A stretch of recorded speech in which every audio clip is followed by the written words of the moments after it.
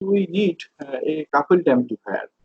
কাপল amplifier বলতে বোঝায় যে একটা অ্যাম্পলিফায়ার কে যদি আরো একটা অ্যাম্পলিফায়ার বা আরো একাধিক অ্যাম্পলিফায়ারের সাথে যোগ করা থাকে, হ্যাঁ, করে এরকম ভাবে একটা মাল্টি স্টেজ অ্যাম্পলিফায়ার তৈরি করা যায়। বেসিক্যালি জিনিসটা এরকম যে একটা অ্যাম্পলিফায়ার, সেই অ্যাম্পলিফায়ারের আউটপুটটাকে সেকেন্ড অ্যাম্পলিফায়ারের ইনপুটে দেওয়া হলো, সেকেন্ড অ্যাম্পলিফায়ারের আউটপুটটাকে থার্ড অ্যাম্পলিফায়ারের ইনপুটে দেওয়া হলো। এরকম ভাবে একটা মাল্টি স্টেজ অ্যাম্পলিফায়ার কনস্ট্রাক্ট করা যেতে পারে। তার অ্যাডভান্টেজটা কি? অ্যাডভান্টেজটা হচ্ছে যে মাল্টি স্টেজ ইউজ করে আমরা গেইনটাকে, এফেক্টিভ গেইনটাকে এনহ্যান্স করতে পারি। হ্যাঁ, যেহেতু একটার আউটপুটকে আরেকটার ইনপুটে দিচ্ছি, এরকম ভাবে আমরা এফেক্টিভ গেইনটাকে এনহ্যান্স করতে পারি, সাবজেক্টেড যে কিছু কন্ডিশন স্যাটিসফাইড হচ্ছে। না হলে কিন্তু এইরকম ভাবে অ্যাম্প্লিফিকেশনটা সম্ভব নয়। তো general principle of multi stage অ্যাম্পলিফায়ারটা হচ্ছে এরকম। এখানে বেসিক্যালি একটা টু স্টেজ অ্যাম্পলিফায়ারকে দেখানো হয়েছে। This is stage one. হ্যাঁ, এটা হচ্ছে স্টেজ ওয়ান। ধরো দুটোই ভোল্টেজ অ্যাম্পলিফায়ার, ভোল্টেজকে অ্যাম্পলিফাই করে। স্টেজ ওয়ান এর যে ভোল্টেজ গেইন সেটা সাম A V one. Stage one এর ভোল্টেজ গেইনটা হচ্ছে এ ভি ওয়ান। স্টেজ ওয়ানে আমরা ইনপুট একটা সোর্স যোগ করেছি, যেটা ভোল্টেজটা হচ্ছে ভিএস আর রেসিস্ট্যান্সটা হচ্ছে সাম আর এস। ক্লিয়ার? এখন ধরে নাও যে তোমার এই অ্যাম্পলিফায়ারটার অ্যাক্রসে যে ভোল্টেজটা ইনপুট হিসাবে পড়ছে, সেই ভোল্টেজটা সাম ভি আই ওয়ান। ছবিটা খুব ভালো ওঠেনি, এই সিম্বলটা হচ্ছে ভি আই ওয়ান। এমনি রেফারেন্সটা এখানে দেওয়া রয়েছে, ভিডিওস থেকেই নেওয়া। ফার্স্ট স্টেজে যে ইনপুট ভোল্টেজ সেটা সাম ভি আই ওয়ান, আর ফার্স্ট স্টেজের যে ইনপুট ইম্পিডেন্স সেটা সাম আর আই ওয়ান। ওকে, এবার depending on the voltage gain of stage one we will have some output voltage VO one. First স্টেজের ভোল্টেজ গেইন অনুযায়ী আউটপুটে একটা ভোল্টেজ পাওয়া যাবে, যেটাকে ভিও ওয়ান এই সিম্বলটা দিয়ে বোঝানো হচ্ছে। আর আউটপুটে একটা ইম্পিডেন্স আছে, সেই ইম্পিডেন্সটা হচ্ছে সাম আরও ওয়ান। এবার এই স্কিমেটিক ডায়াগ্রামে যেটা দেখছো যে ফার্স্ট স্টেজের আউটপুটটাকে সেকেন্ড স্টেজের ইনপুটে ফিড করানো হয়েছে। ওকে, অর্থাৎ সেকেন্ড স্টেজের যে ইনপুট ভোল্টেজ সেটা বেসিক্যালি ফার্স্ট স্টেজের আউটপুট ভোল্টেজের সাথে সমান, সেই জন্য এটাকে লেখা হয়েছে VO one equal to V I two. V I two is the input voltage of stage two, R I two is the input impedance of second stage. এবার সেকেন্ড স্টেজ যে অ্যাম্পলিফায়ারটা, তার ভোল্টেজ গেইনটা ধরো সাম এ ভি টু। তাহলে এখানে তোমার output ভোল্টেজটা কেমন হবে? আউটপুট ভোল্টেজটা হবে এই voltage gain multiplied by the input voltage. যাই হোক, এই স্টেজ টু এর ইনপুট ভোল্টেজ এবং ভোল্টেজ গেইন অনুযায়ী আমরা আউটপুটে একটা ভোল্টেজ পাবো, সেটাকে ভিও টু বলা হচ্ছে। আর এখানে তোমার একটা ইম্পিডেন্স দেখানো হয়েছে, আউটপুট ইম্পিডেন্স, যেটা কিনা সাম আর ও টু। এবার দেখো এফেক্টিভ ভোল্টেজ গেইন কি। আমরা যখন অ্যাজ এ হোল এই অ্যাম্পলিফায়ারটাকে দেখবো, টু স্টেজকে আমরা অ্যাজ এ হোল যখন দেখবো, আমরা কিভাবে জিনিসটা দেখবো? যে তোমার ইনপুট ভোল্টেজটা ভিআই ওয়ান আর আউটপুট ভোল্টেজটা হচ্ছে ভিও টু। তাহলে এফেক্টিভ গেইনটা কত? Effective gain is VO two by VI one. হ্যাঁ, effective voltage gain of this two stage is simply output voltage of the second stage divided by input voltage of the first stage, that is VO2 by VI1. VO2 টাকে এটাকে derive করা যেতে পারে কেমন ভাবে? দেখো, VO1 by VI1 into VO2 by VO1। দেখতে পাচ্ছ এই যে VO1 by VI1, VO1 by VI1 basically কি output voltage of first stage by input voltage of first stage, that is equal to voltage gain of the first stage AV1। ঠিক একই রকম ভাবে পরে যেটা দেখতে পাচ্ছ, VO2 by V1, VO2 is the output voltage, VO2 is the output voltage of stage 2, R V1 বা VI2 একই parameter, input voltage of second stage. VO2 is the VO2 is VO2 is the output voltage of stage 2, আর VI2 বা VO1 is the input voltage of stage 2.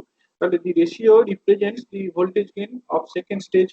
Thus, you see, overall voltage gain is the product of the voltage gain of individual stages. Individual স্টেজগুলোর যে voltage gain AV1 AV2, এদের প্রোডাক্টটাই হচ্ছে effective voltage gain. Thus, with the multi-stage amplifier, we can enhance the effective gain.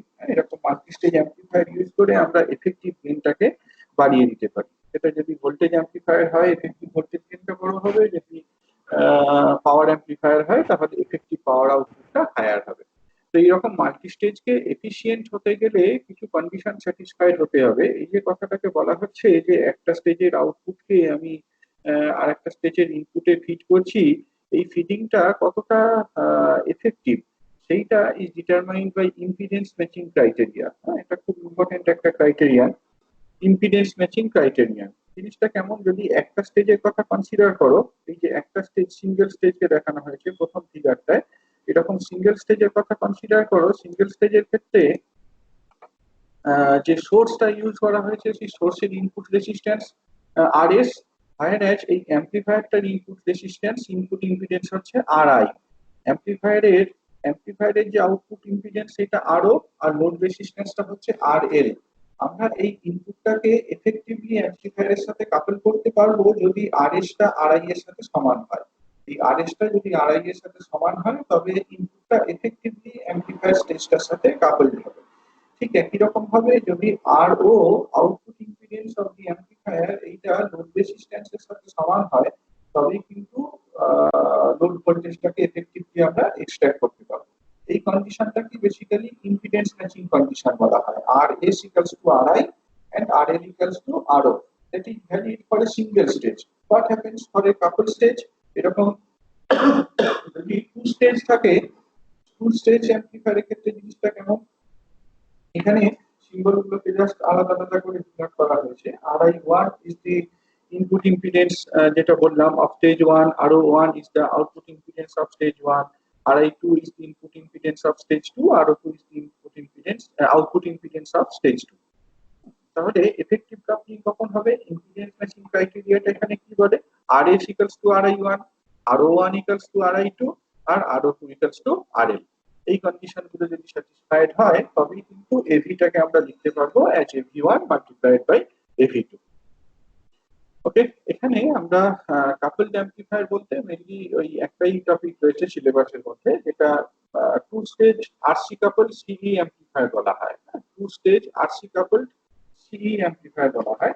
এখানে সার্কিটটাকে দেখানো হয়েছে, apparently দেখে ভয় পেয়ে যাওয়ার কথা, কিন্তু জাস্ট মানে দেখো ভালো করে, দুটো স্টেজ আইডেন্টিক্যাল। এইখান থেকে জিনিসটাকে ভাগ করে নাও, যদি জিনিসটাকে ভাগ করে নাও এইখান থেকে দেখো, ওই যে দেখতে পাচ্ছ দুটো তোমার স্টেজকে আলাদা করে দেখানো হয়েছে। প্রথম স্টেজটাতে বেসিক্যালি একটা সি ট্রানজিস্টর আছে, দ্বিতীয় স্টেজটাতেও একটা সি ট্রানজিস্টর রয়েছে। হ্যাঁ, যেটা বলছি যে তোমার এটা বেসিক্যালি তোমার টু স্টেজ আইডেন্টিক্যাল স্টেজ গুলো আর কি। হ্যাঁ, একটা স্টেজ আর আরেকটা স্টেজ দুটো একদম একই রকম আইডেন্টিক্যাল। তো এখানে তাহলে কি হচ্ছে দেখো, এখানে কিরকম ভাবে সার্কিটটাকে দেওয়া রয়েছে খুব ক্লিয়ারলি বুঝতে পারছো কি ধরনের বায়াসিং এখানে অ্যাপ্লাই করা হয়েছে বলো তো। বায়াসিংটা কি ধরনের এখানে, আমরা আগেই ডিসকাস করেছি যে একটা ট্রানজিস্টরকে যদি অ্যাম্পলিফায়ার হিসাবে ইউজ করতে হয় প্রথম কাজটা হচ্ছে বায়াসিং। এখানে কি ধরনের বায়াসিং ইউজ করা হয়েছে, self biasing, self bias use করা হয়েছে। R1 R2 R1 R2 RE আর সিই, R1 R2 RE সিই এইগুলো দিয়ে আমরা সেলফ বায়াসটা সেট করেছি। হ্যাঁ, ট্রানজিস্টরের যে সেলফ বায়াস সেটাকে এস্টাবলিশ করেছি। তারপরে তার অপারেটিং পয়েন্ট টাকে সেট করতে হবে। অপারেটিং পয়েন্টটাকে সেট করতে গেলে আমাদের এই VCC R1 R2 RL RE এদের নিউমেরিক্যাল ভ্যালুস গুলো বলতে হবে, সেটা তো এখানে ইররিলেভেন্ট, আমরা এই জায়গাটাকে স্কিপ করছি আর কি। হ্যাঁ, যদি কিউ পয়েন্টকে সেট করতে হয়, কিউ পয়েন্ট বলতে কি বেসিক্যালি একটা set of values of IC IB and VC কে রিপ্রেজেন্ট করে। তাহলে ডিপেন্ডিং অন ভিসিসি আমরা R1 R2 RE এইগুলো নিউমেরিক্যাল ভ্যালুকে ক্যালকুলেট করতে পারি। যাই হোক, ধরে নাও সে যে সেইগুলো করাই রয়েছে আর কি। R1 R2 RE সি এইগুলোকে সব ক্যালকুলেট করা হয়েছে, করে ট্রানজিস্টরটাকে সে ক্লাস এ অ্যাম্পলিফায়ার হিসাবে ইউজ করা হচ্ছে। অর্থাৎ অপারেটিং পয়েন্টটা আমরা যে ডিসি লোড লাইনটা দেখেছিলাম সেই ডিসি লোড লাইনের মাঝখানে নেওয়া হয়েছে। ওকে, এখন এই ক্যাপাসিটার গুলো সিগনিফিকেন্স চিনতে পারছো। সিসি যে ক্যাপাসিটারটা সেটা বেসিক্যালি একটা কাপলিং ক্যাপাসিটার, যেটা কিনা ইনপুট ভোল্টেজটাকে এই অ্যাম্পলিফায়ারটার সাথে কাপল করে। আর যে ডিসি রয়েছে সেই ডিসিটাকে ব্লক করে দেয়। সিইটাকে আমরা ইন্টারপ্রিট করেছিলাম এস দি বাইপাস ক্যাপাসিটর। তারপর এই যে এইটাই হচ্ছে তোমার ফার্স্ট স্টেজ। হ্যাঁ, একদম নতুন করে কিছু নেই আর কি। R1 R2 REC আর RL এইটা যদি বুঝে যাও, এটাই তো বেসিক্যালি একটা সি অ্যাম্পলিফায়ার, এনপিএন সি অ্যাম্পলিফায়ারের সেল বায়াস সার্কিট দেখেছো। হ্যাঁ, কাজেই আলাদা করে কিছু নেই। এই সার্কিটটার সাথে আরেকটা সার্কিটকে যোগ করা রয়েছে। বাম দিকে যেমন দেখছো এই স্টেট লাইনটার বাম দিকে যেমন দেখছো, ডান দিকটা দেখো একদম একই রকম, আইডেন্টিক্যাল। তো এটাই বেসিক্যালি তোমার একটা টু স্টেজ আরসি কাপল সি অ্যাম্পলিফায়ার। ওকে, এবার আমরা যে কোনো একটা স্টেজকে নেব, নিয়ে তার ফ্রিকোয়েন্সি রেসপন্সটা ডিসকাস করব। যখন যে কোনো একটা স্টেজকে নেব তখন মাথায় রাখতে হবে যে স্টেজটাকে নিলে এই এই যে সেকেন্ড স্টেজ, কোনো একটা স্টেজকে যদি নিই, ধরো এই বাম দিকের স্টেজটাকে যদি নিই, তাহলে কিন্তু ডান দিকের স্টেজের কিছু এফেক্ট এই প্রথম স্টেজের আউটপুটে অ্যাপিয়ার করবে। আবার বলছি, আমরা এর পরে সিঙ্গেল স্টেজ, দুটো স্টেজের মধ্যে একটা স্টেজের frequency রেসপন্সটা স্টাডি করব। হ্যাঁ, as a function of the frequency of the input voltage, অ্যাম্পলিফায়ারটার ভোল্টেজ গেইন কেমন ভাবে ভ্যারি করে সেইটাকে স্টাডি করব। এই ভেরিয়েশনটা স্টাডি করতে গেলে সেকেন্ড স্টেজের কিছু প্যারামিটারকে আমাদের ফার্স্ট স্টেজের আউটপুট সার্কিটে কনসিডার করতে হবে। মেনলি দুটো জিনিস, একটা হচ্ছে এই সিসি, যেটা বেসিক্যালি তোমার আউটপুট কাপলিং ভোল্টেজ। সিসি ক্যাপাসিটরটা ফার্স্ট স্টেজের আউটপুট ভোল্টেজটাকে সেকেন্ড স্টেজের সাথে কাপল করছে। আর তার পাশাপাশি এই যে সেকেন্ড স্টেজটা দেখছো, সেখানে একটা ইনপুট ইম্পিডেন্স প্যারামিটার ছিল, সেই ইনপুট ইম্পিডেন্স প্যারামিটারটা will be there in the stage one. এখানে তোমার একটা স্টেজকে দেখানো হয়েছে, বেসিক্যালি আগের ছবিটাকেই কেটে নিয়ে দেখানো হয়েছে। ফার্স্ট স্টেজের ফ্রিকোয়েন্সি রেসপন্সটা যদি দেখি, তাহলে এরকম ধরনের একটা রেসপন্স কার্ভ পাওয়া যায়। As a function of frequency এই ফার্স্ট স্টেজের ভোল্টেজ গেইনটাকে যদি আমরা প্লট করি, তাহলে দেখতে পাবো initially with increase in frequency the voltage gain increases. হ্যাঁ, ভোল্টেজ গেইনটা বাড়তে থাকে, তারপর একটা জায়গাতে গিয়ে ভোল্টেজ গেইনটা অলমোস্ট কনস্ট্যান্ট হয়ে যায়। হ্যাঁ, এবং ভোল্টেজ গেইনটা একটা ওয়াইড রেঞ্জ জুড়ে, ভোল্টেজ গেইনটা ওয়াইড রেঞ্জ জুড়ে কনস্ট্যান্ট থাকে। এরপর যদি ফ্রিকোয়েন্সিটাকে আরো ভেরি করাতে থাকি, ফ্রিকোয়েন্সিটাকে যদি আরো বাড়াই, তারপরে কিন্তু ভোল্টেজ গেইনটা ফল করতে থাকে। হ্যাঁ, এখানে যেভাবে তোমার প্যারামিটার গুলোকে ডিফাইন করা হয়, ধরো তোমার এই মিড রেঞ্জ যেখানে ভোল্টেজ গেইনটা কনস্ট্যান্ট, সেটাকে বলা হচ্ছে এভিএম। এভিএম, হ্যাঁ, এটা বেসিক্যালি ম্যাক্সিমাম ভোল্টেজ গেইন। এবার দেখতে পাচ্ছ যে লোয়ার সাইডে একটা ফ্রিকোয়েন্সিতে ভোল্টেজ গেইনটা ম্যাক্সিমাম ভোল্টেজ গেইনের 1/√2 টাইমস হয়ে যায়। ঠিক একই রকম ভাবে একটা হায়ার ফ্রিকোয়েন্সিতে ভোল্টেজ গেইনটা ম্যাক্সিমাম ভোল্টেজ গেইনের 1/√2 টাইমস হয়ে যায়। তাহলে এই ফ্রিকোয়েন্সি দুটোকে আমরা কাট অফ ফ্রিকোয়েন্সি বলতে পারি। এফ ওয়ানটাকে বলা হয় lower cut off frequency, F টুটাকে বলা হয় আপার কাট অফ ফ্রিকোয়েন্সি। এদের মধ্যে যে difference F two minus F one, সেটাকে ব্যান্ডউইথ বলা হয়। এই জিনিসটাকে ব্যান্ডউইথ বলা হয়। এই ব্যান্ডউইথটা ডিপেন্ড করছে অন ইউর ডিজাইন প্যারামিটার। তুমি সার্কিটটাকে যখন ডিজাইন করেছো, সেইখানে R1 R2 RE এইগুলো যেমন বায়াসিং এর জন্য চুজ করেছো, তেমনি RL সিসি এইগুলোকে তোমাকে চুজ করতে হয়েছে। সেইগুলোই বেসিক্যালি এই F1 F2 ভ্যালুকে ডিটারমাইন করে। টিপিক্যাল ভ্যালুস কেমন, তোমাদের এটা প্র্যাকটিক্যালে রয়েছে, কেউ করে থাকলেও থাকতে পারো, সি অ্যাম্পলিফায়ার স্টাডি করা খুব লাইকলি তোমাদের আছে। থার্ড ইয়ারে পুরানো কারিকুলামে ছেলেরা থার্ড ইয়ারে করতো, তোমাদের মনে হয় এই আছে, সেমিস্টার করে আছে প্র্যাকটিক্যালটা। কেউ কি করেছো, মনে করতে পারছো? সি অ্যাম্পলিফায়ার, সি অ্যাম্পলিফায়ার কেউ করেছো, মনে করতে পারছো প্র্যাকটিক্যালে? তো এখানে করেছি স্যার। হ্যাঁ, টিপিক্যাল ভ্যালুস গুলো কেমন হয়? টিপিক্যাল ভ্যালুস হচ্ছে এফ ওয়ানটা সেই রকম 10 কিলো হার্টজ। হ্যাঁ, এফ ওয়ানটা 10 কিলো হার্টজ হয়, আর এফ টু ভ্যালুটা হচ্ছে তোমার আহ, সে 1 মেগাহার্জ এর কাছাকাছি। আহ, বা বা তোমার কি বলবো, 500 কিলোহার্জ এর কাছাকাছি। তাহলে দেখতে পাচ্ছ যে একটা ওয়াইড রেঞ্জ জুড়ে ফ্রিকোয়েন্সিটা, ওয়াইড রেঞ্জ জুড়ে ভোল্টেজ গেইনটা অ্যাপ্রিসিয়েবলি লার্জ থাকে। টিপিক্যাল ব্যান্ডউইথটা কেমন ভাবে নেওয়া হয়, 80 বা 100 কিলোহার্জ এইরকম অর্ডারে নেওয়া হয়। সেই জন্য দেখবে যে এইখানে ভোল্টেজ গেইনটাকে যখন প্লট করা হয়, সেই ভোল্টেজ গেইনটা বেসিক্যালি লগ লগ গ্রাফে প্লট করা হয়, সেমি লগ গ্রাফে প্লট করা হয়, যার এক্স অ্যাক্সিসটা লগারিদমিক স্কেল থাকে, ওয়াই অ্যাক্সিসটা লিনিয়ার স্কেল থাকে। এটাই। আর টিপিক্যাল ভোল্টেজ গেইন কেমন হয় সেটাও যারা করেছো দেখবে, টিপিক্যাল ভোল্টেজ গেইন 80 বা 100 এরকম অর্ডারের হয়। হ্যাঁ, ভোল্টেজ গেইনটা মিড মিড মিড ব্যান্ড যে ভোল্টেজ গেইন সেটা তোমার এরকম 80 100 এইরকম অর্ডারের হয়। এখানে আমরা এই ক্যারেক্টারিস্টিক্সটাকে তিনটে ডিস্টিংক্ট রিজিয়নে ভাগ করেছি। প্রথম যেটাকে হাইলাইট করা হয়েছে, যেটা main region of interest, that is the mid frequency range. একটা ওয়াইড ফ্রিকোয়েন্সি রেঞ্জ যেখানে ভোল্টেজ গেইনটা remains effectively constant.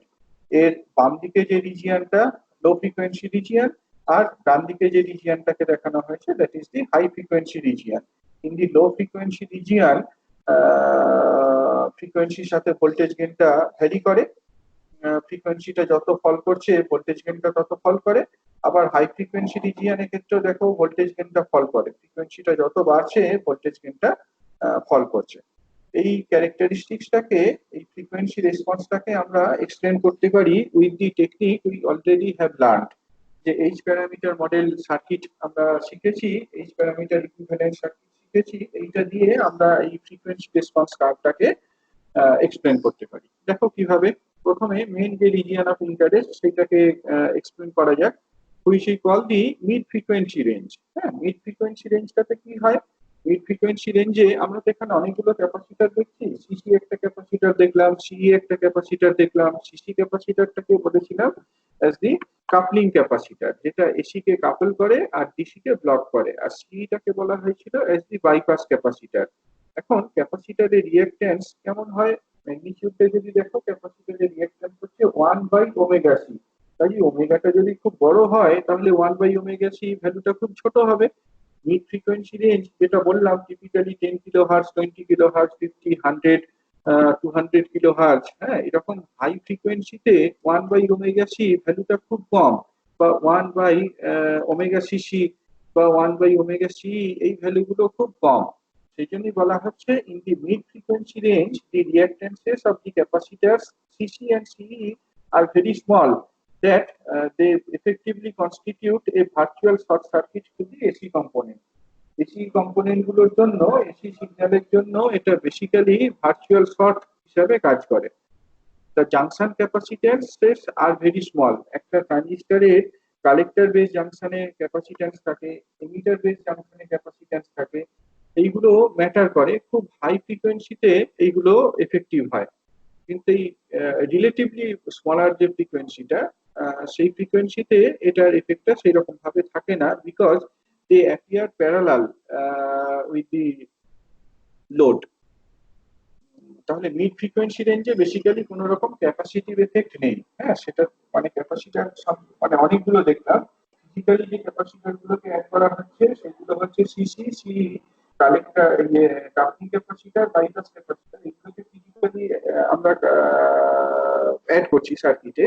R by default সার্কিটের মধ্যে যেটা আছে, ট্রানজিস্টরের মধ্যে যেটা আছে যে ক্যাপাসিট্যান্স গুলো, সেটা হচ্ছে জাংশন ক্যাপাসিট্যান্স। হ্যাঁ, একটা হচ্ছে এমিটার বেস ক্যাপাসিট্যান্স আর একটা হচ্ছে কালেক্টর বেস ক্যাপাসিট্যান্স। তো এই এমিটার বেস ক্যাপাসিট্যান্স বা কালেক্টর বেস ক্যাপাসিট্যান্স সেগুলো খুব হাই ফ্রিকোয়েন্সিতে এফেক্ট করে। আমরা যে মিড ফ্রিকোয়েন্সি রেঞ্জটার কথা কনসিডার করছি বা এর পরে যে লো ফ্রিকোয়েন্সি রেঞ্জের কথা কনসিডার করব, সেখানে কিন্তু এই ক্যাপাসিট্যান্স গুলো, জাংশন ক্যাপাসিট্যান্স গুলোর কোনো রোল নেই। আর ইন অ্যাডিশন আমরা এখানে যেটা এক্সপ্লেন করলাম, সিসি বা সিই, এই ক্যাপাসিট্যান্স গুলোর যে রিঅ্যাকট্যান্স সেগুলো ভেরি স্মল। কাজেই হাই ফ্রিকোয়েন্সিতে বা মিড ফ্রিকোয়েন্সিতে এই সিসি এইগুলোরও কোনো রকম রোল থাকবে না। মানে মিড ফ্রিকোয়েন্সি রেঞ্জে সার্কিটটা খুব সিম্পল। এরকম ধরনের একটা ইকুইভ্যালেন্ট সার্কিট আমরা ড্র করতে পারি। আগের দিনে যে সার্কিটটা দেখিয়েছিলাম তার সাথে এটার তফাৎ কোথায় দেখতে পাচ্ছ? আগের দিনকে আমরা শেষের দিকে একটা টপিক ডিসকাস করলাম, সিম্পলিফাইড এইচ প্যারামিটার মডেল। এখানে বেসিক্যালি এইচ আরই আর এইচ ওই এই দুটোকে নেগলেক্ট করা হয়। simplified H parameter equivalent circuit of a C amplifier, সেই কনটেক্সটে আমরা ডিসকাস করেছিলাম যে এইচ আরই আর এইচ ওই এগুলো প্র্যাকটিক্যাল ভ্যালুস খুব কম, সেই জন্য এইগুলোকে আমরা ইগনোর করে থাকি। হ্যাঁ, এখানে তাহলে দেখো সিম্পলিফাইড এইচ প্যারামিটার ইকুইভ্যালেন্ট সার্কিটটাকে দেখানো হয়েছে। H I, H F E, এই দুটো আছে। তার পাশাপাশি লোড রেসিস্ট্যান্স আছে, আরএলটা যে কালেক্টর সার্কিটে যোগ করা ছিল সেই আরএলটা রয়েছে। আর ওই যখন ওই টু স্টেজ অ্যাম্পলিফায়ারটাকে ইন্ট্রোডিউস করছিলাম সেখানে বললাম যে একটা স্টেজকে নিয়ে অ্যানালিসিস করলেও আমাদের কিন্তু এই দ্বিতীয় স্টেজের যে ইনপুট ইম্পিডেন্স সেইটার এফেক্টটাকে কনসিডার করতে হবে। হ্যাঁ, দ্বিতীয় স্টেজের যে ইনপুট ইম্পিডেন্স সেইটার এফেক্টটাকে কনসিডার করতে হবে। সেই জন্য এই এইচ আই ই এইটা কিন্তু লোডের সাথে প্যারালালে অ্যাপিয়ার করেছে। So that basically accounts for the input resistance of the second stage. Okay, এইটাই তাহলে মিড ফ্রিকোয়েন্সি রেঞ্জে যখন আমরা সার্কিটটার পারফরমেন্সটা স্টাডি করব তার জন্য রেলেভেন্ট সার্কিট। এবার you calculate the output voltage. Output ভোল্টেজটা যদি ক্যালকুলেট করি দেখতে পাচ্ছ খুব সিম্পল, আরএল আর এইচআই এফেক্টিভলি প্যারালালে কানেক্টেড। এদের ইকুইভ্যালেন্ট ইম্পিডেন্সটা আমরা ক্যালকুলেট করলাম, সেইটাকে যদি এইচএফই আইবি দিয়ে মাল্টিপ্লাই করে দিই উইথ এ নেগেটিভ সাইন, সেটাই আউটপুট ভোল্টেজকে রিপ্রেজেন্ট করবে। Minus HFE IB multiplied by equivalent impedance of RL and HI. এই দুটো প্যারালালে আছে, তাহলে ইকুইভ্যালেন্ট ইম্পিডেন্স কত হবে, RL into HI by RL plus HI. এইভাবে আউটপুট ভোল্টেজ ক্যালকুলেট করে ফেললাম। ইনপুট ভোল্টেজ এখান থেকে দেখতেই পাচ্ছ খুব simple, HI input current IB, তাহলে ইনপুট ভোল্টেজ হচ্ছে এইচআই আইবি প্লাস কি voltage gain is the ratio ভিও by Vi করে দাও, তাহলে ভোল্টেজ গেইনটা পেয়ে যাবে। ভোল্টেজ গেইনটা হবে এইটাকে এইটা দিয়ে যদি ভাগ করে দাও, আইবি গুলো বাদ চলে যাবে, একটা এইচআই বাদ চলে যাবে, তো will be left with minus HFE RL by HI plus RL. হ্যাঁ, দেখতে পাচ্ছ যে this thing is independent of frequency. Input ফ্রিকোয়েন্সিটা যাই হোক না কেন এই ভোল্টেজ গেইনটা কিন্তু তার উপরে ডিপেন্ড করে না। So that explains the mid frequency range of the frequency response curve. বলো এই জায়গাটায় কোনো ডিসকাশন থাকলে বলো।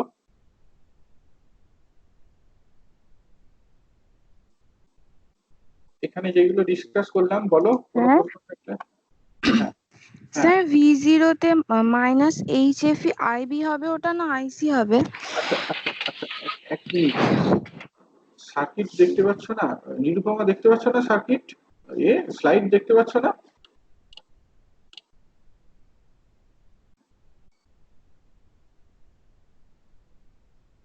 বাকিটা দেখতে পাচ্ছ তো, স্লাইড দেখতে পাচ্ছ তো? ওকে, বলো কি কি বলছিলে, কে কোশ্চেনটা করলে, কি বললে বলো আরেকবার। স্যার ওই V0 তে মানে মাইনাস এইচএফই ওটা আইবি হবে না আইসি হবে, ওটাই না না না, অবশ্যই এইচএফই আইবি হবে। তার কারণ দেখো এখানে যেটা দেখতে পাচ্ছ আইসিও যা এইচএফই আইবিও তাই, তাই না? তুমি তুমি যদি এই যে পয়েন্টটা, এই পয়েন্টটায় কার্চফ কারেন্ট ল অ্যাপ্লাই করো, what do you get, IC equals to HFE IB. তার কারণ আইসিটা তো আর কোথাও ব্রাঞ্চিং হচ্ছে না, আইসিটা এইচএফই আইবি এর সাথে সমান। হ্যাঁ, সুতরাং এখানে আইসি লেখো এইচএফই আইবি লেখো, দেয়ার সেম, দেয়ার সেম। হ্যাঁ, আর মাইনাস সাইনটা সিগনিফিকেন্স নেই। মাইনাস সাইনটা সিগনিফিকেন্স হচ্ছে আমরা যখন আউটপুট ভোল্টেজটাকে ডিফাইন করছি, output voltage is defined with respect to the emitter, with respect to the ground. এবার এখানে দেখো কনভেনশনাল কারেন্টটা কোন দিকে দেখানো হয়েছে, গ্রাউন্ড থেকে উপরের দিকে দেখানো হয়েছে, তাই না? সেই জন্য এখানে এই মাইনাস সাইনটা এসেছে। ঠিক আছে স্যার। মাইনাস সাইনটার একটা সিগনিফিকেন্স রয়েছে, মাইনাস সাইনটার সিগনিফিকেন্স আমরা আগে ডিসকাস করেছিলাম, মনে করতে পারছো? যখন আমরা এই এসি নিয়ে ডিসকাস করব সেখানে এই মাইনাস সাইনটার একটা হিউজ ইম্পর্টেন্স রয়েছে। এটা বেসিক্যালি তোমার ফেজ রিলেশনশিপকে রিপ্রেজেন্ট করছে। যখন ভোল্টেজ গেইনের মধ্যে একটা নেগেটিভ সাইন রয়েছে, ইট implies that output voltage differ by a phase pi which respectively from the input voltage. Output voltage আর ইনপুট ভোল্টেজের মধ্যে যে ফেজ ডিফারেন্স, সেই ফেজ ডিফারেন্সটা বেসিক্যালি পাই। মাইনাস সাইনের সিগনিফিকেন্স হচ্ছে সেটাই। এটাই হচ্ছে মিড ফ্রিকোয়েন্সি রেঞ্জ। আর কারো কোনো কোশ্চেন?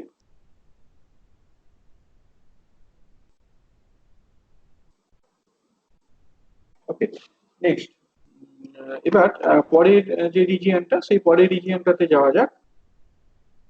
পরের রিজিয়নটা হচ্ছে তোমার লো ফ্রিকোয়েন্সি রিজিয়ন। হ্যাঁ, পরের রিজিয়নটা হচ্ছে লো ফ্রিকোয়েন্সি রিজিয়ন। লো ফ্রিকোয়েন্সি রিজিয়নে কি হয়, লো ফ্রিকোয়েন্সি রিজিয়নে আমরা ডিসকাস করলাম, আগে রেতে ডিসকাস করে এলাম যে লো ফ্রিকোয়েন্সি রিজিয়নে আগে মিড ফ্রিকোয়েন্সি রিজিয়নের কথাগুলো আরেকবার মনে করার চেষ্টা করো। মিড ফ্রিকোয়েন্সি রিজিয়নে কি দেখে এলাম যে ফিজিক্যালি যে ক্যাপাসিটর গুলোকে যোগ করা হয়েছে এদের কোনো রকম রোল নেই, because they offer very small reactance to the AC. Mid frequency রেঞ্জটা যেহেতু রিলেটিভলি হাই ফ্রিকোয়েন্সি রিজিয়নকে রিপ্রেজেন্ট করছে, কাজে এখানে তোমার সিসি বা সি এইগুলোর কোনো রকম রোল নেই। ওকে, অন দি আদার হ্যান্ড, ঠিক একই রকম ভাবে, অন দি আদার হ্যান্ড কথাটা হয়তো অ্যাপ্রোপ্রিয়েট নয়, একই রকম ভাবে যেগুলো তোমার ডিফল্ট ক্যাপাসিট্যান্স আছে একটা ট্রানজিস্টরের জাংশন ক্যাপাসিট্যান্স, সেইগুলোরও কোনো রকম রোল নেই। সেইগুলো মেনলি হাই ফ্রিকোয়েন্সিতে ডোমিনেট করে, হাই ফ্রিকোয়েন্সিতে কন্ট্রিবিউট করে। তাহলে আমরা যখন লো ফ্রিকোয়েন্সিতে কাজ করব, we don't bother with the junction capacitances. আমাদের তাহলে কেয়ারফুল থাকতে হবে উইথ সিসি অ্যান্ড সিই। তো এটা দেখানো যায় যে যে চয়েস করা হয়, কিউ পয়েন্টের চয়েস যেমন করা হয়, তাতে করে সিই রিমেন্স নেগলিজেবল। হ্যাঁ, সিইটার বিশেষ কোনো রোল থাকে না। তো কন্ট্রিবিউটিং এ কোনটা হয় সেটা মেনলি এই সিসি কাপলিং ক্যাপাসিটরটা কিন্তু এখানে কন্ট্রিবিউট করে। কাপলিং ক্যাপাসিটরটা কন্ট্রিবিউট করে। এবার তোমরা যদি সিঙ্গেল স্টেজ, এই যে টু স্টেজ কাপলিং ছিল সেটার দিকে তাকাও, দেখতে পাবে আউটপুট সার্কিটে ফার্স্ট স্টেজের আউটপুট সার্কিটে কেমন ছিল, আরএল ছিল, তারপরে সিসি। এই সিসিটাই কি তোমার পরের স্টেজটাকে কাপল করছে, তাহলে পরের স্টেজের যে এইচআই সেইটা আর তোমার প্রথম স্টেজের আরএল, এদের মধ্যে কিন্তু সিরিজে তাহলে একটা ক্যাপাসিট্যান্সের কথা কনসিডার করতে হবে, যেটা কিনা তোমার ওই কাপলিং ক্যাপাসিটরের সাথে সমান, সিসির সাথে সমান। এটাই হচ্ছে তোমার equivalent circuit in the low frequency range. আমরা যখন লো ফ্রিকোয়েন্সি রেঞ্জে কাজ করব, একই রকম ভাবে ট্রানজিস্টরের যে সিম্পলিফাইড এইচ প্যারামিটার মডেল সেটাই ডিসকাস করব। এইচ আই একটা ইম্পিডেন্স থাকবে, আরএল একটা রেসিস্ট্যান্স ইম্পিডেন্স, এটা তো থাকবেই, এইচএফই আইভি এইটা থাকবে, এইচআই পরের স্টেজের যে ইনপুট ইম্পিডেন্স সেটাও থাকবে। এবার দেখতে পাচ্ছ এই আরএল আর এইচআই মাঝখানে একটা ক্যাপাসিট্যান্সকে কনসিডার করতে হবে। যদি আমরা রিলেটিভলি হাই ফ্রিকোয়েন্সিতে চলে যাই, তাহলে এইটা তো বেসিক্যালি শর্ট হিসাবে কাজ করছে, সেই জন্য আগের স্লাইডে এটাকে আমরা রিমুভ করে দেখিয়েছিলাম। এটাই। এবার এই সার্কিটে আমাদের অ্যানালিসিস করতে হবে, ইনপুট ভোল্টেজকে আউটপুট ভোল্টেজকে ইনপুট ভোল্টেজের সাথে রিলেট করতে হবে। ছবি থেকে যেটা দেখতে পাচ্ছ যে আউটপুট ভোল্টেজটাকে কত লেখা যায়, এই কারেন্টটা যদি সাম আইও হয়, এই কারেন্টটা যদি আইও হয়, আউটপুট ভোল্টেজটাকে কিভাবে লিখতে পারি, এজ মাইনাস আইও ইন্টু এইচআই। আউটপুট ভোল্টেজটা বেসিক্যালি তোমার এইখানে অ্যাপিয়ার করছে। এই যে আউটপুট ভোল্টেজটা দেখানো হয়েছে, সেই আউটপুট ভোল্টেজটা effectively input voltage of the second stage. তাহলে এইটা অ্যাপিয়ার করবে across the input impedance of the second stage, সেই জন্য ভিওটাকে লেখা হয়েছে as minus H I into IO. এবার দেখো আইওটাকে কিভাবে এইচএফই আইভি টার্মে লিখে ফেলা যায়। সেটা যদি লিখতে হয় আমরা কিভাবে লিখতে পারি, এই সার্কিটে এফেক্টিভলি এইচএফইটা টোটাল কারেন্ট, সার্কিটে এইচএফইটা বেসিক্যালি টোটাল কারেন্ট, সেইটা কিনা এই দুটোর মধ্যে ব্রাঞ্চ হচ্ছে। এই যে পয়েন্টটা রয়েছে, এই পয়েন্টে যদি আমরা কার্চফ কারেন্ট ল অ্যাপ্লাই করি কি পাবো, আইও, আইও কিনা current through CC and HI, HI আর সিসির মধ্যে যে কারেন্ট সেটা হচ্ছে আইও। আরএল এর মধ্যে কিছু একটা কারেন্ট রয়েছে, এই আইও আর আরএল এর মধ্যে কারেন্টকে যদি আমরা অ্যালজেব্রিক্যালি যোগ করি, সেইটা এইচএফই আইভির সাথে সমান। অর্থাৎ এই এইচএফই আইভি টোটাল কারেন্টটা আরএল আর এই কম্বিনেশনটার মধ্যে ব্রাঞ্চিং হচ্ছে। ব্রাঞ্চিং এর নিয়মটা কি করেছিলাম আমরা, টোটাল কারেন্ট ধরো আর আর এস এর মধ্যে ব্রাঞ্চিং হচ্ছে, আর একটা রেসিস্ট্যান্স আর এস একটা রেসিস্ট্যান্স, তার মধ্যে একটা current total current I branching হচ্ছে। তাহলে এস এর মধ্যে কারেন্ট কত হয়, I into R by R plus S, I into R by R plus S, এটাই হচ্ছে এস এর মধ্যে কারেন্ট। তাহলে এখানেও ঠিক তাই, টোটাল কারেন্টটা হচ্ছে এইচএফই আইভি, সেইটার ব্রাঞ্চিং হচ্ছে কাদের মধ্যে, আরএল এর মধ্যে, আর এই সিসি আর এইচআই যেটাকে এস বলছি এস এর মধ্যে। হ্যাঁ, এস আর আরএল এর মধ্যে ব্রাঞ্চিং হচ্ছে, তাহলে এস এর মধ্যে কারেন্টটা কত, total current into RL by RL plus S. এসটা কত আবার, এসটা হচ্ছে এইচআই প্লাস এই ইম্পিডেন্সটা, এই রিঅ্যাকট্যান্সটা, একটা ক্যাপাসিটর রিঅ্যাকট্যান্স কত হয় 1/j⍵c, ফেজটা সহ ইনক্লুড করা, ফেজটা ইনক্লুড করে দেওয়া রয়েছে। হ্যাঁ, HI plus 1/j⍵c। thus we have the output voltage as this. এটাই হচ্ছে আউটপুট ভোল্টেজের এক্সপ্রেশন। ইনপুট ভোল্টেজটাকে লিখে ফেলো, ইনপুট ভোল্টেজটা কত, VI equals to HIE into IB as earlier, আগেও যেমন ছিল একদম একই রকম, এখানেও ইনপুট ভোল্টেজটা। আউটপুট ভোল্টেজটা কি সবাই বুঝতে পেরেছো?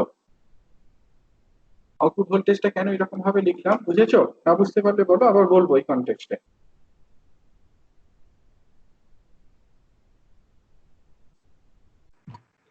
স্যার আরেকবার বলুন। ধরো তোমরা যদি খাতা নিয়ে বসো তাহলে খাতায় একটা করো, একটা সিম্পল সার্কিট ড্র করো। হ্যাঁ, পড়তে বসার সময় একটু খাতা নিয়ে বসলে সুবিধা হবে, যেহেতু পুরো জিনিসটাই ভার্চুয়াল মোডে হচ্ছে। একটা parallel combination of to register consider করো, একটা হচ্ছে তোমার আর, আর একটা হচ্ছে এস। কেমন? একটা আর আর একটা এস, এইরকম একটা প্যারালাল কম্বিনেশন কনসিডার করো। ধরো টোটাল কারেন্টটা হচ্ছে আই, টোটাল কারেন্টটা আই, ঠিক আছে? আর এস যে রেসিস্ট্যান্সটা দেখাচ্ছ, এই এস এর মধ্যে কারেন্টটা হচ্ছে আইএস। তোমরা জানো ব্রাঞ্চিং রুল থেকে আইএস টাকে কিভাবে লেখা যায়?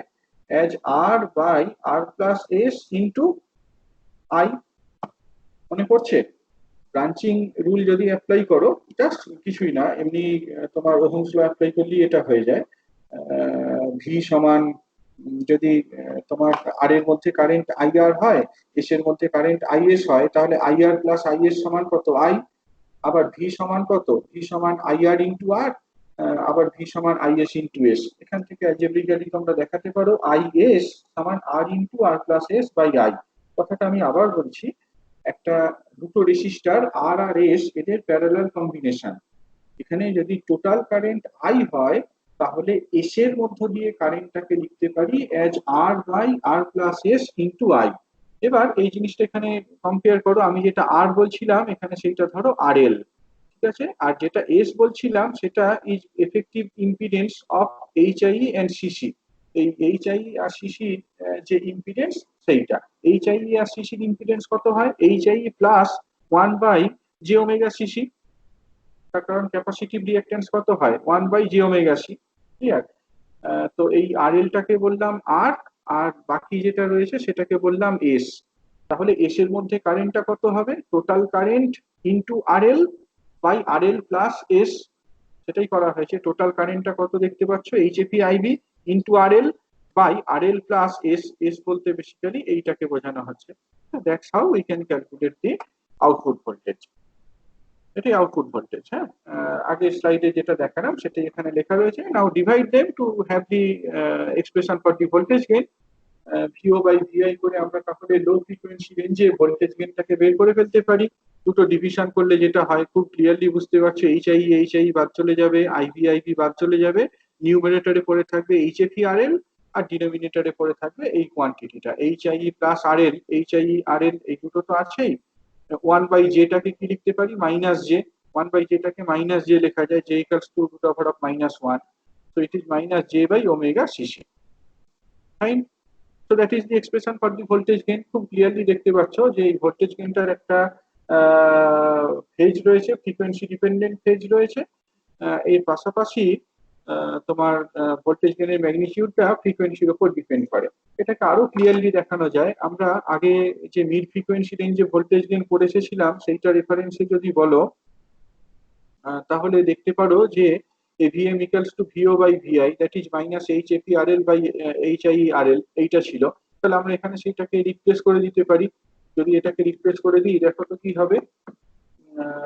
পুরো এক্সপ্রেশনটা থেকে HFERL by HIERL যদি কমন নেওয়া হয়, কি পড়ে থাকে? 1/1 minus j omega c HIERL, এইটা পড়ে থাকে। দিলে আমরা লিখতে পারি এক্সপ্রেশনটাকে অ্যাজ এভিএম বাই দিস, এরকম ভাবে এক্সপ্রেশনটাকে লেখা যায়। এটা নিজেদের হাতে পড়ে নিও, খুব খুব সিম্পল একটা অ্যালজেব্রা। এরপর যদি আমরা এটাকে ওমেগাটা যেমন ছিল রইলো, বাকি যে কোয়ান্টিটিটা ছিল সেটাকে ধরো ওমেগা 1 দিয়ে ডিনোট করলাম। হ্যাঁ, 1/cc HIERL যেটা ছিল সেটাকে ওমেগা 1 দিয়ে ডিনোট করলাম। তাহলে এক্সপ্রেশনটা কেমন দাঁড়ায়? 1 minus j f1/f omega 1 by omega. Omega 1 মানে কত? 2 পাই f1, আর ওমেগা মানে হচ্ছে 2 পাই f, 2 পাই বাদ চলে যাবে, so will be left with avm by 1 minus j f1/f। খুব ক্লিয়ারলি এখান থেকে ফ্রিকোয়েন্সি ডিপেন্ডেন্সটাকে বুঝতে পারছো। আমরা F1 বলতে বেসিক্যালি এই কোয়ান্টিটিটাকে বোঝাতে চেয়েছি। হ্যাঁ, আমি আগেই বললাম ওমেগা 1 বলতে 1 by CC H I R L কে রিপ্রেজেন্ট করা হচ্ছে। ওমেগা 1 সমান 2 পাই F1, তাহলে F1 টা কত হয় এটাকে বের করে ফেলতে পারো। হ্যাঁ, এবার এই এভিএল এর ম্যাগনিটিউডটা দেখো তো কেমন হয়। এভিএল এর ম্যাগনিটিউডটা যদি দেখি সেটা কি হবে, এভিএল বাই এভিএম। এভিএল এর ম্যাগনিটিউডটা যদি দেখি উইথ রেসপেক্ট টু এভিএম, সেটাকে লিখতে পারি 1 by square root of, just মানে নিচে যদি মড স্কয়ার করে দাও তাহলে কত হয়, নিচের কোয়ান্টিটিটা ডিনোমিনেটরটার ম্যাগনিটিউডটা কত, root over of 1 plus F1 square by F square. খুব ক্লিয়ারলি এখান থেকে বুঝতে পারছো এফটা যদি বাড়ে তাহলে এই কোয়ান্টিটিটা কি হবে, কমবে। এফটা যদি বাড়ে এই কোয়ান্টিটিটা কমবে, এই কোয়ান্টিটিটা কমার অর্থ কি, ডিনোমিনেটরটা কমবে, তাহলে ফ্র্যাকশনটা ভ্যালুটা বাড়তে থাকবে। অর্থাৎ লো ফ্রিকোয়েন্সি রেঞ্জে ফ্রিকোয়েন্সিটাকে যখন বাড়াচ্ছি দেখো ভোল্টেজ গেইনটা বাড়তে থাকছে। হ্যাঁ, যদি এই এফ এর ভ্যালুটা F1 এর সাথে সমান হয়ে যায় তাহলে কি হবে, এফ এর ভ্যালুটা যদি F1 এর সাথে সমান হয়ে যায় এখানে কি 1 পাবো, ভ্যালুটা 1 পাবো, 1 প্লাস 1 1 বাই রুট 2। হ্যাঁ, তাহলে AVL mod equals to 1 by root 2 into AVM mod. কাজেই আমরা বলতে পারি F1 টা হচ্ছে তাহলে ওই লোয়ার কাট অফ ফ্রিকোয়েন্সিকে রিপ্রেজেন্ট করছে। হ্যাঁ, F1 টা লোয়ার কাট অফ ফ্রিকোয়েন্সিকে রিপ্রেজেন্ট করছে, যার ম্যাগনিটিউডটা is given by this expression. এটা দিয়ে আমরা লোয়ার কাট অফ ফ্রিকোয়েন্সি ম্যাগনিটিউডটাকে লিখে ফেলতে পারি। ওকে, বলো কোনো প্রশ্ন থাকলে বলো। লো ফ্রিকোয়েন্সি রিজিয়নে যেটা ডিসকাস করলাম এটা নিয়ে কোনো প্রশ্ন থাকলে বলো।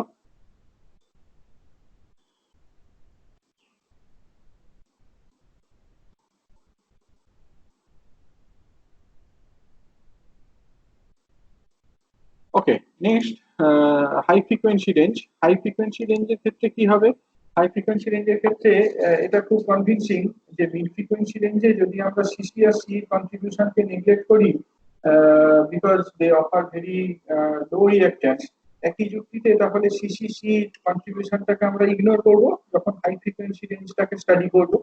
যদি হাই ফ্রিকোয়েন্সি রেঞ্জ সিসি বা সি এইগুলোর কোনো রকম এফেক্ট থাকবে না, তারা শর্ট হিসাবে কাজ করবে। এখানে কোন ক্যাপাসিটর ইম্পর্টেন্ট হবে, এই জাংশন ক্যাপাসিট্যান্স গুলো ইম্পর্টেন্ট হয়ে যাবে। হ্যাঁ, effect of base emitter capacitance and base collector junction capacitance that can not be neglected. হ্যাঁ, বেসিক্যালি তারা লোড রেজিস্ট্যান্সটাকে শান্ট করে দেবে। The effective AC load resistance বা এফেক্টিভ যে এসি লোড সেটা become smaller and hence the voltage gain decreases with increase in the frequency. এটাকে বুঝতে গেলে আমাদের এই জাংশন ক্যাপাসিট্যান্সের যে আইডিয়াটা সেটাকে বুঝতে হবে। এটা দেখানো যায় যে এই দুটো জাংশন ক্যাপাসিট্যান্সের এফেক্টটাকে আমরা একটা সিঙ্গেল ক্যাপাসিটর দিয়ে রিপ্লেস করতে পারি which is in parallel with the output circuit. এখানে যে হাই ফ্রিকোয়েন্সি ইকুইভ্যালেন্ট, হাই ফ্রিকোয়েন্সিতে এইচ প্যারামিটার ইকুইভ্যালেন্ট সার্কিটটাকে দেখানো হয়েছে H I H F E, যেটা আগেও দেখেছো এখানেও ঠিক একই রকম ভাবে রয়েছে। কিন্তু এই দুটো ক্যাপাসিটার দেখো এবার কন্ট্রিবিউট করবে। একটা হচ্ছে সিবিই যেটা বেসিক্যালি বেস এমিটার ক্যাপাসিট্যান্স, এইটা যদি এমিটার বলি আর এইটা যদি বেস বলি তাহলে বেস এমিটার ক্যাপাসিট্যান্স জাংশন ক্যাপাসিট্যান্সটাকে আমি বেস আর এমিটার এদের মধ্যে প্যারালালে দেখাবো। আর আরেকটা কোন ক্যাপাসিটর, আরেকটা পিএন জাংশন কোথায় রয়েছে, কালেক্টর বেস জাংশন। এই যে এটা তোমার বেস আর এটা কালেক্টর, তাহলে এদের মধ্যে আরেকটা ক্যাপাসিট্যান্স রয়েছে সিবিসি, এইটাও আমাদেরকে তাহলে দেখাতে হবে। আর এটা প্যারালালে রয়েছে এই সার্কিটে। পরের স্টেজের যে এইচআই সেটাকে দেখানো নেই, কিন্তু পরে যে আমরা সার্কিটটা দেখাবো সেখানে এইচআইটাকে ইনক্লুড করেই দেখাবো। এটা বিঘোষে একটা সিম্পল অ্যাপ্রোচ করা আছে, দেখবে আমি এটা স্কিপ করে গেছি। এই সিবিই আর সিবিসি বেস এমিটার আর কালেক্টর বেস জাংশন ক্যাপাসিটর, এই দুটোর এফেক্টকে আমরা সিঙ্গেল ক্যাপাসিটর সিডি দিয়ে রিপ্লেস করতে পারি, যেটা কিনা পরের স্টেজের ইনপুট ইম্পিডেন্সের সাথে প্যারালালে connected. It shows the base collector junction capacitor CBC provides feedback from the output. আগের সার্কিটটা থেকে যদি দেখো এখানে দেখতে পাচ্ছ যে এই ক্যাপাসিটরটা বেসিক্যালি আউটপুট আর ইনপুটের সাথে যোগ করা রয়েছে। তাহলে আউটপুটে যদি ভোল্টেজ থাকে, আউটপুটের ভোল্টেজটাকে ইনপুটের ভোল্টেজের সাথে কাপেল করছে, এই ক্যাপাসিটরটাকে এই জন্য ফিডব্যাক ক্যাপাসিটর বলা হয়। সিবিসি ক্যাপাসিটরটাকে ফিডব্যাক ক্যাপাসিটর বলা হয়। It provides feedback from the output to the input. It has the effect of larger capacitance at the input. This amplification of capacitive effect is known as Miller effect. এটাকে Miller effect বলা হয়, capacitive এফেক্টটাকে Miller effect বলা হয়। এখানে equivalent সার্কিটটা দেওয়া আছে।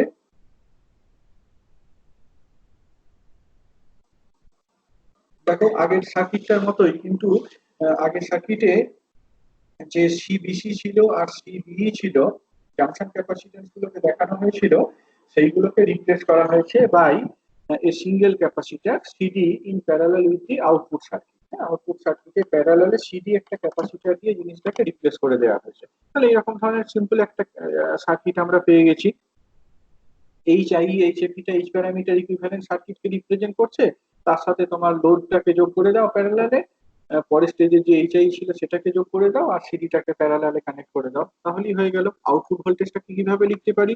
Output ভোল্টেজটা বেসিক্যালি এই তিনটে রেসিস্ট্যান্সের, তিনটে ইম্পিডেন্সের ইকুইভ্যালেন্ট ইম্পিডেন্স, তার অ্যাক্রসে ড্রপ আর এল এইচআই সিডি এর প্যারালাল কম্বিনেশনের ইম্পিডেন্স যদি সাম জেড হয়, তাদের মধ্যে এফেক্টিভ কারেন্টটা কত? এফেক্টিভ কারেন্টটা হচ্ছে এইচএফই আইভি। তাহলে ভিওটাকে লিখতে পারি as minus HFE IV into Z, minus HFE IV into Z. এটা হচ্ছে আউটপুট ভোল্টেজ। ইনপুট ভোল্টেজটা as earlier HI IV. Voltage গেইনটাকে তাহলে এই দুটো রেশিও করে আমরা বের করে ফেলতে পারি। Voltage gain equals to VO by VI. এখানে আইভি গুলো বাদ চলে যাবে, will be left with minus HFE by HI multiplied by Z, যেখানে জেডটা হচ্ছে তোমার এই আরএল এইচআই আর সিডি এদের ইকুইভ্যালেন্ট ইম্পিডেন্স, অর্থাৎ 1/z-টাকে আমরা লিখতে পারি as 1/RL plus 1/HI plus 1/XC। XC-টা হচ্ছে তোমার এই সিডি ক্যাপাসিটরটা রিঅ্যাকট্যান্স, যেটাকে কিনা 1/j ওমেগা সিডি দিয়ে লেখা যায়। হয়েছে? এবার বাকিটা অ্যালজেব্রা ছাড়া আর কিছু নয়। এভিএইচ যদি ক্যালকুলেট করো, ওই দুটো রেশিও নিয়ে নাও, দুটো রেশিও নিয়ে জেড এর ভ্যালুটাকে, রেশিও তো নিয়েইছি, এবার জেড এর ভ্যালুটাকে বসিয়ে দিলেই হবে আর কি। এবার এইটাকে আমরা আগের মতোই ওই এভিএম এর টার্মে লিখতে পারি। ডিনোমিনেটর থেকে এইচআই আর এলটা কমন নিয়ে নিতে পারি। তাহলে দেখো নিউমারেটরে লেখা যায় এভিএম আর ডিনোমিনেটরে পড়ে থাকে 1 plus J omega CD into HI R L by HI plus R L. এই যে সিডি ইন্টু দিস, এই কোয়ান্টিটিটাকে সাম 1/f2 দিয়ে লেখা হচ্ছে। ডাইমেনশনালি যদি খেয়াল করে দেখো, 1/RC has the dimension of omega. তাহলে এটাকে লেখা যায় 1 plus j into f by F two, যেখানে এফ টু ভ্যালুটা হচ্ছে এইটা H I R L by H I into R L, H I plus R L by H I R L into 1/2 CD. এবার দুটোর magnitude যদি calculate করো, AVH mod সমান AVM mod by this, এটা যদি মডুলাস ক্যালকুলেট করো এরকম কিছু একটা হবে আর দুটো হর of 1 plus F square by F two square. এখান থেকে খেয়াল করে দেখো এফ টুটা যত বাড়ছে কি হচ্ছে, এফ টুটা যত বাড়ছে তত এই রেশিওটা, এফ টুটা যদি বাড়ে, এফ টুটা যদি বাড়ে নয় সরি, এফ টুটা তো কনস্ট্যান্ট, এফ টুটা তো বেসিক্যালি কাট অফ ফ্রিকোয়েন্সি। এফটা যদি বাড়ে, এফটা এফটা যদি বাড়ে, এফটা যদি বাড়ে তাহলে এই রেশিওটা কি হয়, এই রেশিওটা বাড়তে থাকে। এই রেশিওটা বাড়তে কি হবে, এটা বাড়ছে, ফ্র্যাকশনের ভ্যালুটা কমতে থাকছে, অর্থাৎ উইথ ইনক্রিজ ইন ফ্রিকোয়েন্সি এভিএইচটা কমতে থাকছে, আউটপুট ভোল্টেজটা কমতে থাকছে as you increase the frequency। এবার এফ এর ভ্যালুটা যদি এফ টুর সাথে সমান হয়ে যায়, তাহলে দেখো ভ্যালুটা কত হয়, এভিএম বাই √2, অর্থাৎ এফ টুটাকে আমরা তাহলে কাট অফ ফ্রিকোয়েন্সি বলতে পারি। এফ টুটাকে বলা হয় আপার কাট অফ ফ্রিকোয়েন্সি। এবার এই এফ ওয়ান আর এফ টু যদি ডিফারেন্স নিয়ে নিই, f two minus F one, এই ডিফারেন্সটা যদি নিয়ে নিই, তাহলে আমরা ব্যান্ডউইডথটা পেয়ে যাব। বলো আবার, যদি কোনো কোয়েশ্চেন থাকে বলো।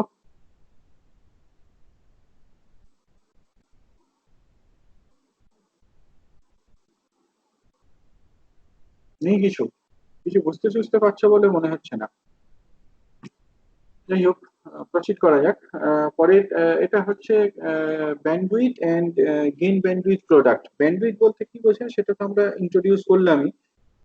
বেসিক্যালি তোমার এই দুটো cut off frequency difference F two minus F one, এটা কি ব্যান্ডউইথ বলা যেতে পারে।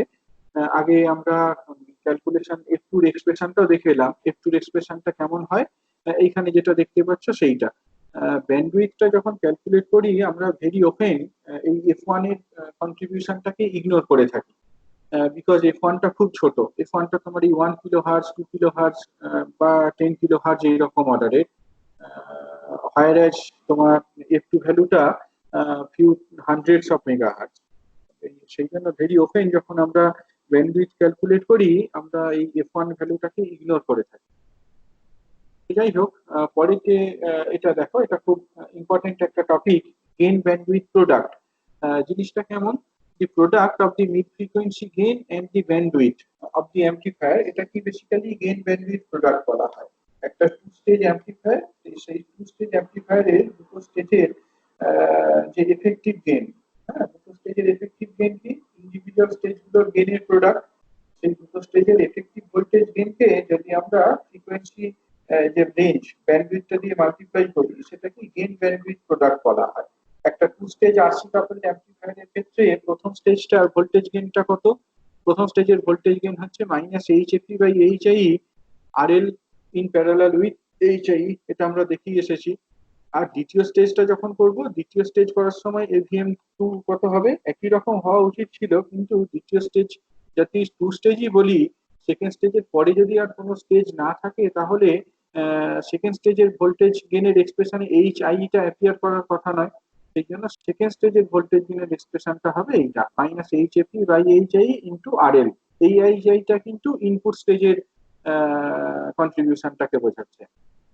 তাহলে ওভারঅল ভোল্টেজ গেইনটা কত, এই দুটোর প্রোডাক্ট AVM1 ইন্টু AVM2, দুটোর প্রোডাক্ট মিলে যেটা হয়।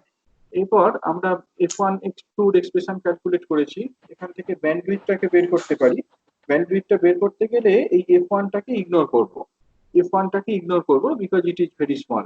এবার যদি এই গেইন জি ভ্যালুটার সাথে ব্যান্ডউইথটার প্রোডাক্ট নিই, জি ইন্টু বিডব্লিউ, গেইন ব্যান্ডউইথ প্রোডাক্টটা যদি নিই তাহলে দেখতে পাবো যে এটা একটা কনস্ট্যান্ট হচ্ছে। হ্যাঁ, যে কোনো অ্যাম্পলিফায়ারের ক্ষেত্রে এই গেইন ব্যান্ডউইথ প্রোডাক্টটা কনস্ট্যান্ট হয়। অর্থাৎ তুমি যদি বেশি গেইন পেতে চাও you have to sacrifice the bandwidth. বেশি গেইন পেতে চাইলে ব্যান্ডউইথটাকে কমাতে হবে। অন দি আদার হ্যান্ড তুমি যদি বেশি গেইন পেতে চাও, বেশি ব্যান্ডউইথ পেতে চাও, বেশি ব্যান্ডউইথে কাজ করতে চাও, ওয়াইড ব্যান্ডে কাজ করতে চাও, তাহলে you have to sacrifice the gain. সেক্ষেত্রে কিন্তু গেইনটাকে কমাতে হবে। দি প্রোডাক্ট ইজ কনস্ট্যান্ট, এটাই গেইন ব্যান্ডউইথ প্রোডাক্ট। 2 নম্বরের একটা কোশ্চেন থাকে, what do you mean by gain bandwidth product, explain. তাহলে এখানে যেটা বলা আছে এটা বলতে হবে। নেক্সট ফেজ ক্যারেক্টারিস্টিক্স, আমরা এইখানে যেটা বললাম সেখান থেকে ফেজ ক্যারেক্টারিস্টিক্সটা স্টাডি করতে পারি। কিরকম ভাবে দেখে এলাম যে মিড ব্যান্ড যে রিজিয়নটা, মিড ব্যান্ড রিজিয়নে ভোল্টেজ গেইনের এক্সপ্রেশনটা ভিও বাই ভিআই, যেটাকে এইরকম ভাবে লেখা হয়েছিল। যদি আমরা ফেজ রিলেশনশিপটা দেখি, এইখানে দেখতে পাচ্ছ যে মাইনাস সাইনটা ছাড়া আর কোথাও কিন্তু ফেজে কন্ট্রিবিউশন নেই। -1টাকে লেখা যায় অ্যাজ e⁻j⁻, অর্থাৎ এখানে আমরা বলতে পারি যে আউটপুট ভোল্টেজ আর ইনপুট ভোল্টেজের মধ্যে ফেজ ডিফারেন্সটা পাই। মিড ব্যান্ড রেঞ্জটায় আউটপুট ভোল্টেজ আর ইনপুট ভোল্টেজের মধ্যে ফেজ ডিফারেন্সটা পাই। এরপর যদি এভিএল লো ফ্রিকোয়েন্সি রেঞ্জে ভোল্টেজ গেইনটা দেখো, মনে করতে পারছো এরকম একটা এক্সপ্রেশন আমরা ডিরাইভ করে এসেছিলাম। এইটাকে ফার্দার রিরাইট করা যেতে পারে, যদি ফেজের টার্মে লেখা হয় এভিএলটাকে লেখা যেতে পারে AVM mod by this into e⁻this, মানে যে কোনো কমপ্লেক্স কোয়ান্টিটিকে যেভাবে লেখা হয় আর কি, mod Z into e⁻j theta. যদি করা হয় তাহলে দেখা যাবে পাই প্লাস ট্যান ইনভার্স f1/f। তাহলে এই থিটা এলটা কত, ইনপুট আর আউটপুটের মধ্যে ফেজ ডিফারেন্সটা কত লো ফ্রিকোয়েন্সি রেঞ্জে 180 degree plus tan inverse f1/f। দেখতে পাচ্ছ যদি এফটা f1 এর সাথে সমান হয়ে যায় এটা কত 45 ডিগ্রি, 45 ডিগ্রি, তাহলে 180 plus 45 that is 225 degree. On the other hand যদি আমরা হাই ফ্রিকোয়েন্সি রেঞ্জে দেখি, হাই ফ্রিকোয়েন্সি রেঞ্জেও এক্সপ্রেশনটা দেখতে পারো, সেখান থেকে যদি ডিরাইট করো দেখবে এই ভিএইচটাকে এইভাবে লেখা যায়। অর্থাৎ হাই ফ্রিকোয়েন্সি রেঞ্জে ইনপুট আর আউটপুটের মধ্যে যে ফেজ ডিফারেন্সটা তার এক্সপ্রেশন হচ্ছে 180 minus tan inverse f/f2। F এর ভ্যালুটা যদি f2 এর সাথে সমান হয় ট্যান ইনভার্স 1 45 ডিগ্রি, এই ভ্যালুটা সেক্ষেত্রে 135 ডিগ্রি হবে। দেখো সেই ফেজটাকে যদি আমরা ফ্রিকোয়েন্সি রেসপেক্টে প্লট করি এইরকম হবে। লো ফ্রিকোয়েন্সি রেঞ্জে বললাম শুরু হচ্ছে কোনখান থেকে, নিয়ারলি 270 ডিগ্রি থেকে শুরু হচ্ছে, যখন কাট অফ ফ্রিকোয়েন্সির কাছে আসছে সেখানে এটা 225 ফেজ ডিফারেন্স, তারপরে ফেজ ডিফারেন্সটা আরো কমছে, মিড ফ্রিকোয়েন্সি রেঞ্জে ফেজ ডিফারেন্সটা 180 ডিগ্রি হচ্ছে, তারপরে ফেজ ডিফারেন্সটা আরো কমতে থাকছে, কমতে কমতে তোমার যখন আপার কাট অফ ফ্রিকোয়েন্সিতে যাচ্ছে 135 ডিগ্রি হচ্ছে। এরপর যদি ফ্রিকোয়েন্সিটাকে আরো বাড়াতে থাকো তাহলে এটা গ্র্যাজুয়ালি 90 ডিগ্রির দিকে অ্যাপ্রোচ করবে। এরকম ভাবে ইনপুট আউটপুট যে ফেজ ডিফারেন্সটা as a function of frequency সেটাকে আমরা প্লট করতে পারি। এটাই all about two stage RC coupled C amplifier. পরীক্ষায় যেগুলো আসে সেগুলো এইরকম যে draw the circuit of a two stage RC coupled C amplifier. সেটা সাধারণভাবে এনপিএন ট্রানজিস্টরের জন্যই বলা থাকে, বা না বলা থাকলেও এনপিএন ট্রানজিস্টরের জন্যই ড্র করো। সার্কিটটা ড্র করার জন্যই 1 নাম্বার বা 2 নাম্বার দেওয়া হয়। হ্যাঁ, তাহলে সার্কিটটাকে ভালো করে তৈরি করে রেখো। তারপরে কোয়েশ্চেনটা হয় যে show the frequency response curve of one stage. হ্যাঁ, যে কোনো একটা স্টেজের ফ্রিকোয়েন্সি রেসপন্স কার্ভটা কেমন সেইটাকে দেখাও। তাহলে একদম প্রথম দিকে যেটা দেখিয়েছিলাম, উইথ ইনক্রিজ ইন ফ্রিকোয়েন্সি তোমার গেনটা বাড়ছে, মিড রেঞ্জে ফ্রিকোয়েন্সিটা কনস্ট্যান্ট, তারপরে আবার হাই ফ্রিকোয়েন্সি রেঞ্জে গেনটা ফল করছে। এই কার্ভটাকে তোমাদের ড্র করতে হবে, করে 3টে রিজিয়নকে মার্ক করতে হবে, mid frequency range, low frequency range, high frequency range. 3টে রিজিয়নকে মার্ক করলে কাট অফ ফ্রিকোয়েন্সি গুলোকে দেখা যায়। এইটাই মেনলি পরীক্ষায় থাকে। ম্যাথমেটিক্যাল ডেরিভেশন গুলো বহুদিন আগে আসতো, রিসেন্টলি আর আসছে না। কিন্তু তবুও যদি এক্সপ্লেন করতে বলে তাহলে বলতে হবে। যদি বলে যে এক্সপ্লেন দি ফ্রিকোয়েন্সি রেসপন্স কার্ভ, 2 নাম্বার বা 3 নাম্বার থাকে, তাহলে খুব ছোট করে লিখতে হবে। মেনলি যেটা বলতে হবে সেক্ষেত্রে ম্যাথমেটিক্যাল ডিডাকশন গুলো ছাড়া তোমাকে বলতে হবে। যদি এক্সপ্লেন করতে বলে ম্যাথমেটিক্যাল ডেরিভেশন ছাড়া তোমাকে বলতে হবে। 2 নাম্বার থাকবে। কিভাবে বলবে? মিড ফ্রিকোয়েন্সি রেঞ্জে বলতে হবে যে কোনো রকম ক্যাপাসিটিভ এফেক্ট থাকে না, সিসি বা সিই এইগুলোর রিঅ্যাকট্যান্সটা ভেরি স্মল, এরা শর্ট হিসাবে কাজ করে, জাংশন ক্যাপাসিটর গুলো কোনোভাবেই ডমিনেট করে না, কাজেই ভোল্টেজ গেইনটা ফ্রিকোয়েন্সি ইন্ডিপেন্ডেন্ট। লো ফ্রিকোয়েন্সি রেঞ্জে বলবে জাংশন ক্যাপাসিটেন্স গুলোর কোনো এফেক্ট থাকে না, কিন্তু সিসি কাপলিং ক্যাপাসিটরটা এফেক্ট করে, সেই জন্য ভোল্টেজ গেইনটা ফ্রিকোয়েন্সি ডিপেন্ডেন্ট হয়। আর আউটপুট ক্যারেক্টারিস্টিক তোমার হাই ফ্রিকোয়েন্সি রেঞ্জটাকে যখন বলবে সেখানে তোমার বলতে হবে যে সিসি বা সি এর কোনো কন্ট্রিবিউশন থাকে না, কিন্তু জাংশন ক্যাপাসিটর গুলো কন্ট্রিবিউট করে, যে কারণে আউটপুট ভোল্টেজ বা ভোল্টেজ গেইনটা ফ্রিকোয়েন্সি ডিপেন্ডেন্ট হয়ে যায়। এই কথাগুলো যেন থাকে আর কি। ম্যাথমেটিক্যাল ডেরিভেশন ছাড়া যদি উত্তরটা দিতে চাও তাহলে এইগুলো হচ্ছে তোমার কি সেন্টেন্সেস বা কি ওয়ার্ডস, এইগুলো বলে দিতে হবে। আর যদি এক্সপ্লেন করে বলতে বলে এইচ প্যারামিটার ইকুইভ্যালেন্ট সার্কিট দিয়ে এক্সপ্লেন করতে বলে, তাহলে তো কোনো উপায় নেই, তোমাকে ম্যাথমেটিক্যাল ডেরিভেশনটা করতে যেতেই হবে। এইটাই, হ্যাঁ, এটাই বলার ছিল।